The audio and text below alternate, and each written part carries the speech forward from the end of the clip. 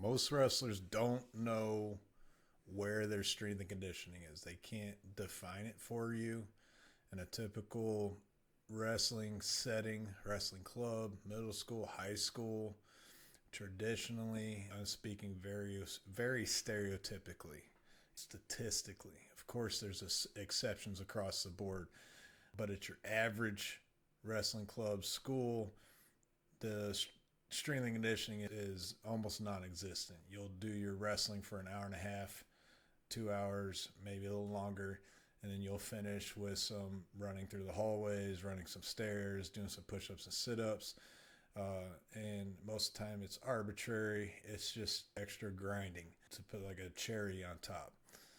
Now, the problem is when you go to a tournament and you gas out in the third period, and or worse, you were just never in the match strength wise. You didn't have the minimum requirement of strength to compete on the mat with that guy. You can't isolate the problem. I'll ask you, gas third period, and he was stronger than you. You couldn't really impose your will. He did whatever he wanted whenever he wanted to. Where is your strength? What are your strength numbers? What is your conditioning numbers? And often you're just going to get a blank stare. I don't know. I don't have any. How hard can I go on battle ropes? Which is a whole nother tangent on what we should be measuring, because you can't even measure battle ropes. You wouldn't know if you got 10% better at battle ropes. It's just a guess. So when it comes to something important, something that you really care about, that you're trying to be the best you can be, we need definitive answers. I'm going to show you how to get those definitive answers, so when you do gas out of a tournament, you can look at the data and you can say, well, and this benchmark is low. I bet you if those were high, if those were elite numbers, I wouldn't have gassed out in the third period. Okay, because the answer isn't simply, oh, we need to do more live wrestling or we need to do more suicides.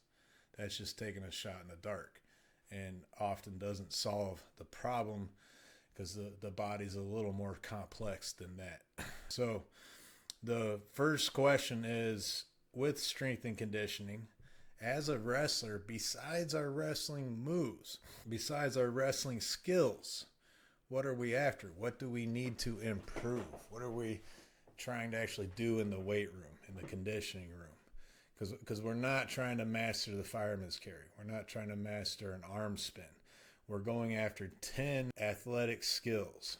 And we want to elevate these 10 athletic skills because they will enhance our wrestling moves, our ability to do any wrestling move at an elite level, so that we can score or defend against anything our opponent does.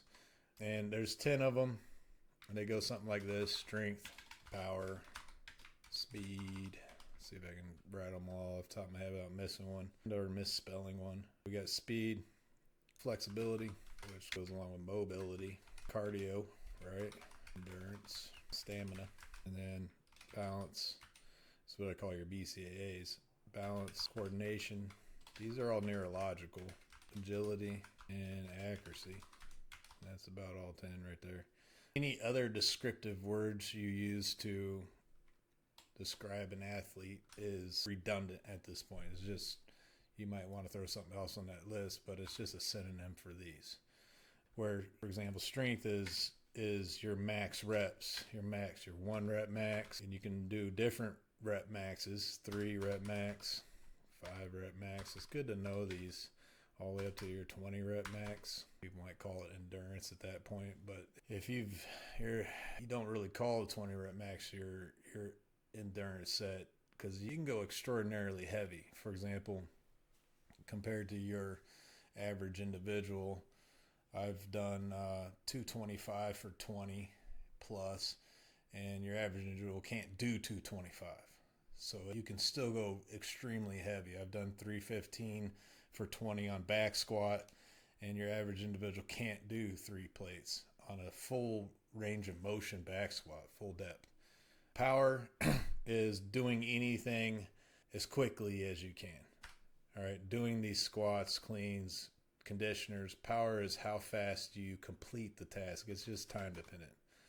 You're just measuring time with a load. You're typically measuring how fast you can move a load. Now speed is just how fast you move, like punching. Just it's time only. You're only worried about time there. And that's just mainly for scientific reasons. We need to distinguish the difference between power and speed and strength, where to an athlete it's all pretty much the same, because you're going to bench press whatever load you have on there as quickly as you can, and you're just going to worry about that number that you got. Can you do 225, 315? All right. Flexibility, mobility. Can you operate a full range of motion, or are you limited because you always train at a limited range of motion? Cardio endurance. Are you blowing up your heart, your lungs? Are you training different energy systems when you do this versus aerobic endurance? Glycolytic pathways versus creatine pathways. Stamina. How long can you last with small breaks? Think of a boxing match. They box, they clinch, they dance. There's small breaks in there, and they can go 12 rounds that way. Balance. Do you fall over? Do you lean forward too much? Do you lean to the left, to the right?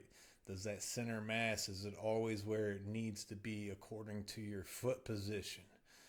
All your micro positions will affect your balance. All right. Then you got your coordination.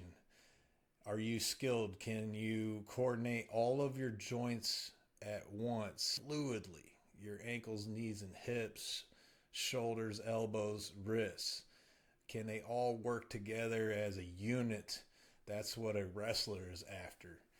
Agility is just change of direction, whether it's running all over the mat or it's just squatting up and down. You're changing direction. Globally, on a large scale or on a micro scale, just like a bicep curl can demonstrate agility of the elbow. All right, it's you go down and you go up, you change direction. How well does your nervous system, how well does everything involved in the changing of direction execute the job? There's always multi-variables to consider with each one of these things. Accuracy. This is positioning. This is a buzzword in wrestling. We've got global positioning. I want to hit a go behind. I want to position myself behind his hips. I want to control his core. I want a tight waist. I want to get in good position and stay in good position. Don't get too high. But in order to get good macro positioning, global positioning, you need precise and accurate micro positioning. Where are your toes? Where are your knees? Where's your elbows? Everything. So these are the things we're trying to enhance to an elite level. All right. Now, what is the best way to elevate these things besides wrestling practice? How do we elevate? This is a question on which movements will we train. All right. And simply put, we're going to look across the board, across history, across the globe. We're not going to reinvent the wheel unless we have to. We're going to look at the strongest people on the planet, for example. Who does these the best? All right. We've narrowed it down to, and by strongest, who can lift the largest loads? Who can move the largest loads the farthest and the quickest? And that can be locally, or it can be on a micro level, or it can be across a geographical distance. For example, if I'm moving a bicep curl, it's a small load over a small distance. We don't really care about the bicep curl. What we care about is, for example, the clean and jerk. You're moving it from ground to overhead. It's a much larger distance, and you're using a heavy barbell. It's a much larger load. Who can do these kind of tasks the best? And we've got our power lifters, our Olympic lifters. I think you can see where I'm going with this. And then our strongman. They are the strongest people on the planet. And then we can go down the list. Power, who's the most powerful people? Who's the fastest people? Okay, for example, who does plyometrics the best? Who does those kind of movements? The running, the jumping, the throwing. Who does things that really require speed, hand speed, foot speed? We're going to take from them and we're going to integrate it into our training. What they used to get fast, what they did to get strong. We're not going to only rely on wrestling practice and a couple suicides and push-ups. We're going to elevate these 10 athletic skills to the highest level possible. So that gives us for strength. And we're going to keep it short and simple. All right. Now for flexibility, balance, coordination, these kind of neurological things, every athlete, the lifters, they need this, but we also can now dip into gymnastics because they have extreme agility and accuracy.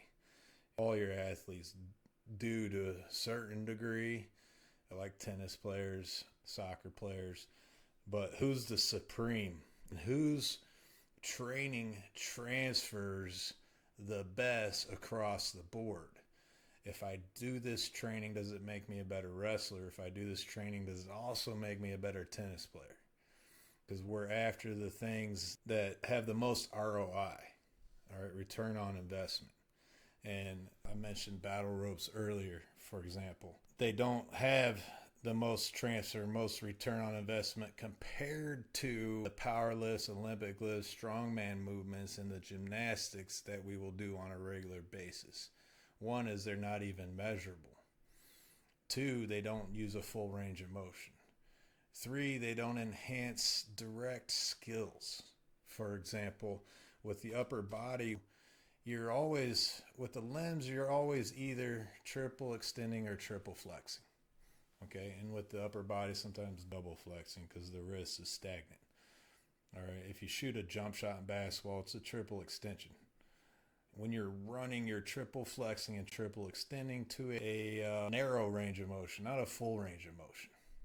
So whether I'm running in a basketball game or in track, or I'm moving around the wrestling mat, my legs are always triple flexing and triple extending to one degree or another, in one direction or another.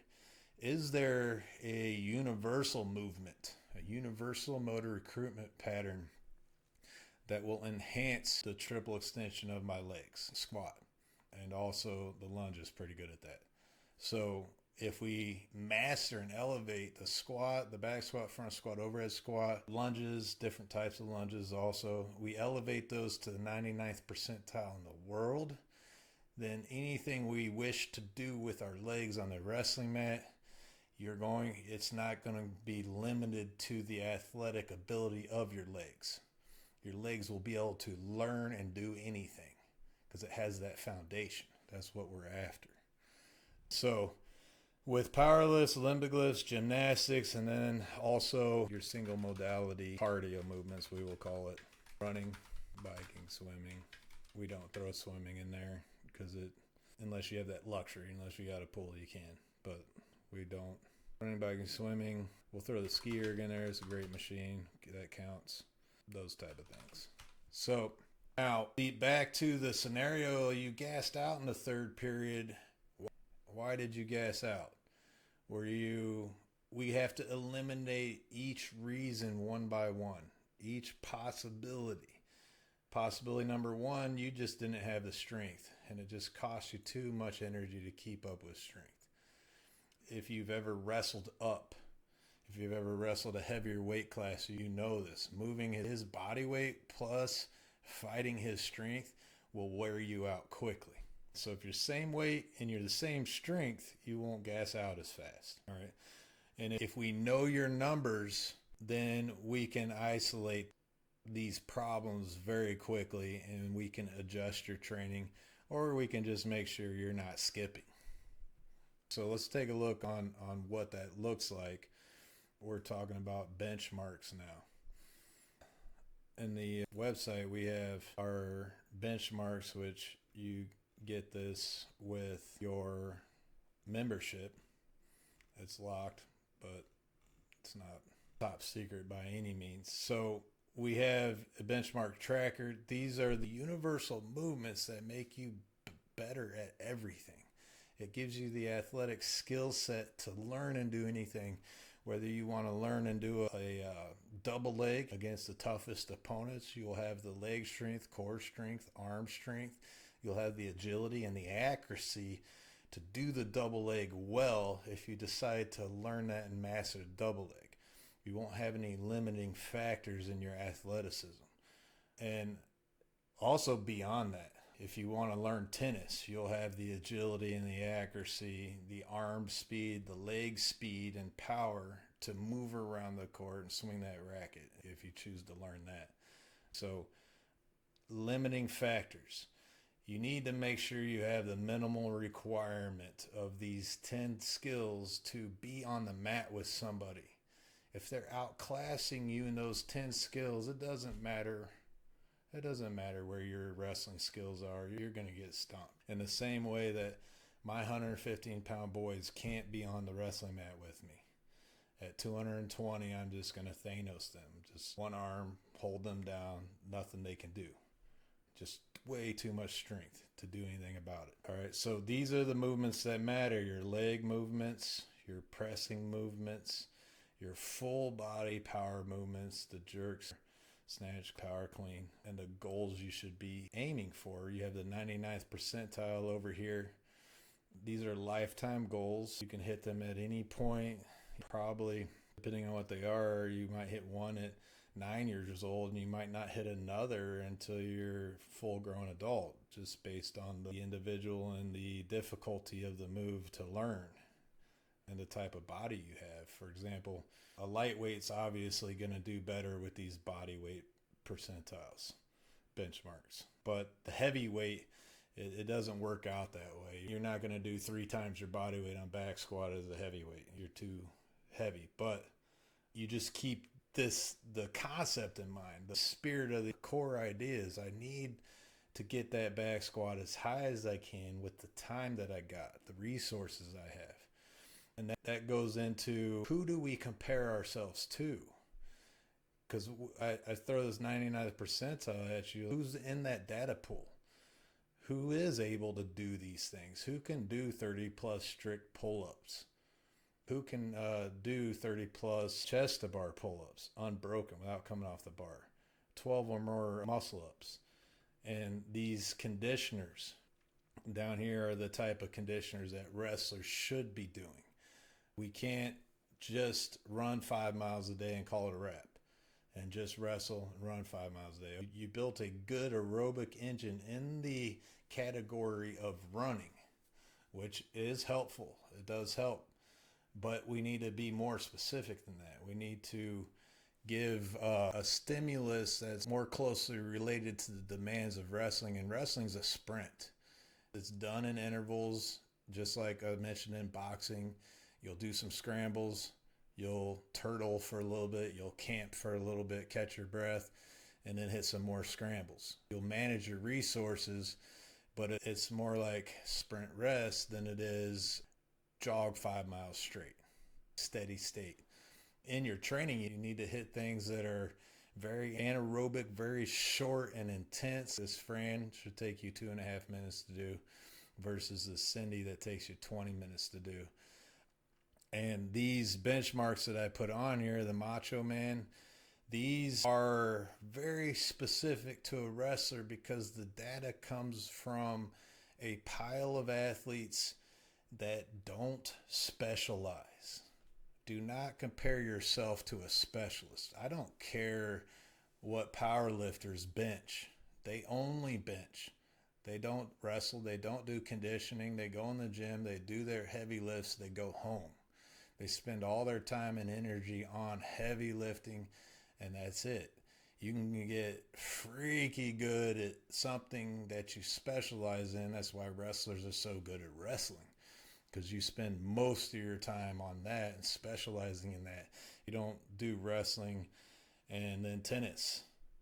And that's why it's also not a fantastic idea to be a multi-sport athlete if you want to be the best in the world at one sport.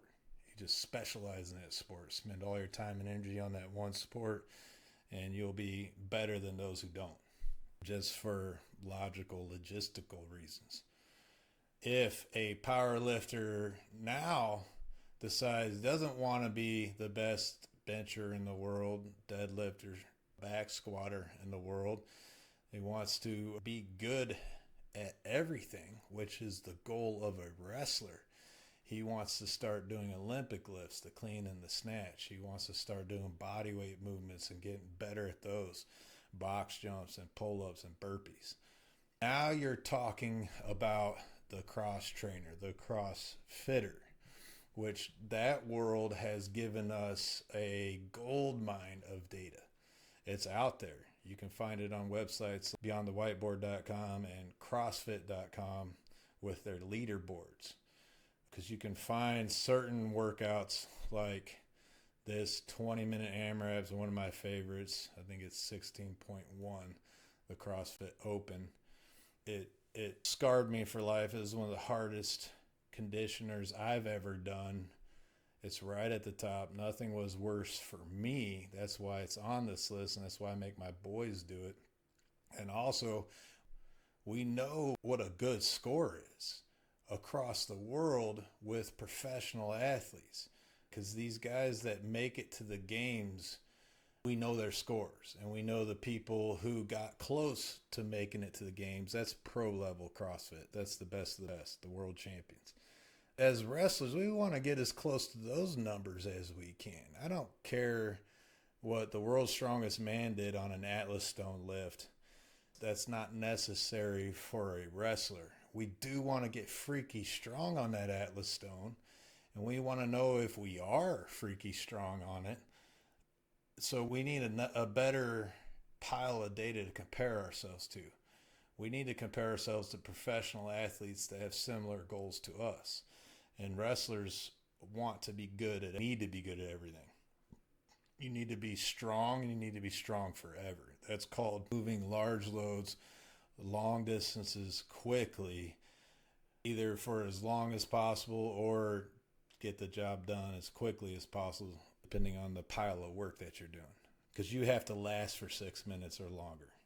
And you don't want your last minute to be weak. You don't want to bonk. You want your double leg to be just as strong that last minute as it is in your first minute. And if you train correctly, you can create this. For example, I was in a competition, and for the first 10 minutes, we had to do what's called an AMRAP. We had to burn ourselves out on something like this, doing as many box jumps, push press, toe to bar as we can in 10 minutes until you turn purple and can't breathe. And then directly afterwards, you have a max of 5 minutes to load a bar and hit your max power clean. This was one of the first times I ever tried that kind of test, and I was surprised that I had trained the ability to do that. I was still freaky strong compared to my max. My max was 305, and I hit a 295, 285, 295 power clean, gassed out, could hardly breathe, was wobbling around. I full sent that 10-minute AMRAP because we were scoring both as competition. That's the same demand as wrestling. You're going to full send that period in the second period, and you need to be just as strong in the third period. We can create this in our training. We can be very specific with this. That's why just doing 5-mile runs every day is great, but it's not optimizing. You can take a cross-country runner out of cross-country season, and they go into wrestling, and they're still not in wrestling shape for this reason. They've only been doing aerobic capacity for the last few months, and they have no anaerobic capacity, and they have no strength, and wrestlers have to be all of that at once. And that's what these conditioners do. They create that ability. Now, if we, in these conditions, like I said, we have numbers for these. We know what the 99th percentile in the world is and the 95th percentile in the world is. You can Google search this real quick. Minimum benchmark scores to be competitive in CrossFit. And CrossFit is just cross training, which wrestlers need. I just explained is synonymous. All right. We don't want to we don't want to be specialists in Olympic lifting, but we want to be freaky good at it because of what it gives us. You got to remember, it gives us these things: strength, power, speed, flexibility, cardio, stamina, balance, coordination, agility, accuracy. It elevates these things. These are the people that are the best in the world at each category. We're going to integrate that and create the athlete that can do all those things, kind of like Batman.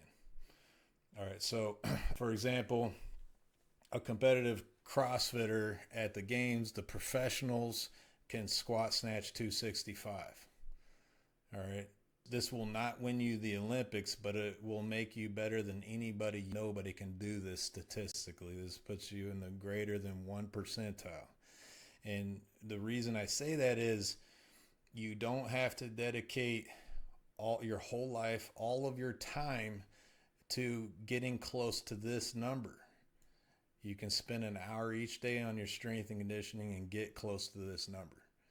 And it will benefit you tremendously on the wrestling mat. It'll set you apart. You won't get outclassed in those 10 categories. It'll always come down to your wrestling skills, your wrestling strategy, your mindset. We will remove this question mark. Well, were you strong enough? Were you skilled enough? Were you accurate enough? Were you athletic enough to be on the mat? Or were you Steve Urkel? A lot of you probably don't even know who that is. We'll take you from Steve Urkel and we'll turn you into Bo Jackson. Probably don't know who that is either. With this system. And you can see the women are here too. So, and these are adult numbers. You're chasing these down as you grow from youth. You can do some math and do some ratios. For example, body weight, I could clean and jerk about that number. I think it was at 320. All right, and I weighed, it's 205 at the time. So you can do a little bit of math and say, all right, I'm 13 and I weigh 100. All right, and I think if I could snatch 135, a little over my body weight at 13, that'd be phenomenal based on what numbers we're chasing down lifetime. Back squat, 435. I hit 450, so I was above the minimal requirement. All right, I hit 550 on deadlift, and I was not a dedicated power lifter. I was a non-specialist. I was trying to be good at everything, just like a wrestler. And these are the numbers I hit when I was a national champion in CrossFit. And coincidentally, I went back to coach wrestling after I won that national championship in my mid-30s, maybe a little later. I coached college at 37, and I would jump on the wrestling mat still in phenomenal shape with these numbers in my back pocket and essentially ragdoll the whole team. I was bigger in the heavier weight class, except for the heavyweight. He'd tear my arms off. We had a good heavyweight on our college team that I was coaching there in Illinois. But on down through the whole team had zero issues with these guys because this was a non-factor. My athletic skills was just non-factor. They were so high. All right. So get these numbers. We're going after these numbers. If you had a bad match, you had a bad tournament, you gassed out in the third period and it just looked like the guy was stronger. Your benchmarks, are they anywhere near the 95th percentile? Where are your strength benchmarks? Where are your conditioning benchmarks? You have the 2K rower, that's the single modality machine with the bike and the ski erg and the runner. All right, if you can do a 2K row in under 7 minutes, you're the best in the world. You're going to be able to compete with the best in the world. You've left the rest of the world behind. And that's our goal, is to elevate your athletic skills, your strength, your engine to a point where it's an ace in your pocket. It's not a question. It's not a possible weakness. It's always your strength going on to the mat. We can eliminate that variable if we just use systematic training like I'm talking about with the benchmarks. So if you don't want to do all the homework that I've been doing for the last 20 years, you want the system, just go to the site, sign up, and you will get all of these pages as a member. You'll get the equipment you needed. You'll get daily workouts. This is what they look like. It includes a warm-up, includes notes, skill primers, build-up sets, other drills that enhance the main lifts, like your deadlift here. And then it always includes a conditioner for the day. And these workouts are designed to be done on the same day as wrestling practice. This is not, I don't necessarily believe or do off season. The schedule just changes a little. Because as a wrestler dedicated to being the best you can at wrestling, you should wrestle all year. All right, find a way to get it done. Put a mat in your garage, get a buddy, go to multiple clubs. Your goal should be 5 days a week, minimum 3. And then on top of that, you're doing your strength and conditioning all year round, 3 to 5 days a week, depending on how tough it is to schedule and get it in. And then in the season, you just strategically place your rest days. If you got a tournament on Saturday, you train Monday, Tuesday, Wednesday hard. Thursday and Friday is for cutting and recovery. You'll still probably get some wrestling in Thursday. No strength and conditioning Thursday or Friday, because you're going to be at, we want you to be at 100% on Saturday. All right. But like I said, it's not in-season training per se. We're still going to do the same things Monday, Tuesday, Wednesday. We're just going to be strategical about our rest days. Our rest day is normally Thursday, Sunday. We do 3 on, 2 on, 1 off. To now we're going to rest Thursday, Friday if we got a tournament Saturday and Sunday, tournament weekends. But the Monday, Tuesday, Wednesday, we're still going hard. We're still doing this. We're not laying off of that because we're trying to get better all year round for 10 years. That's the journey of a wrestler and anybody that wants to be the best they can be. It takes about that long. If you're constantly taking seasons off, you're a seasonal wrestler, then you're delaying that 10-year mark. So if you start at 8 years old, you should be world champion level by 18. If you start at 13, you should be world champion level at 23. So keep that in mind. And in order to do that, it's got to be a year-round effort for 10 years. Simple math there. So we're always continuously doing this. This is what it's designed to be, is you can do it continuously. And there's no off-season, preseason, in-season. You just adjust to when you have a competition. Don't go into that competition tired and sore. Give yourself logical rest breaks. So you need some help. You don't want to do any trial and error. You want something that's already ironed out and efficient and proven. Just go to championspath.ghost.io, sign up. You'll get your daily workouts there, and you'll get all these things that will help you figure it out too. This is only $10 a month. You get compiling. I'm in the middle of compiling all the videos I've ever created on how to do things, all the movements that we do. They're all on YouTube if you want to search through there, but I'm trying to put them in a nice clean list here, from the gymnastics to the Olympic list, power lifts. I'll be continuously adding more to that. Scaling and modification. How I do the workouts is I program for the best, scale for the rest. So the workouts are going to be extremely hard for a beginner as they are written. All right. If you're on your own and you're not getting any one-on-one coaching from me, you need to do some homework there. You need to learn how to scale and modify. You need to be logical and basically make your best guess based on what you've researched and what I have here. If you don't want to do that and you want custom programming, especially as a beginner, just get a hold of me. We have that available. Scaling and modification, you got the benchmarks. The idea, remember, with these benchmarks is if we elevate all of them to the 99th percentile, you'll be a complete athlete. You'll be a complete monster. You don't have to worry about your athletic ability. You'll be able to learn anything in wrestling and do wrestling at the highest level with these abilities. They're all there. Track them. Don't just glance over them. Hunt them down. Intentionally make them better. Okay.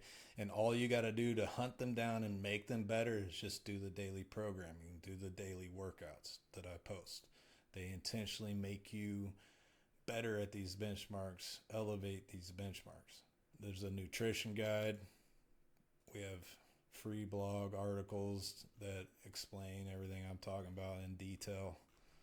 And then this is a glimpse of everything else I offer as far as books, one-on-one coaching, camps.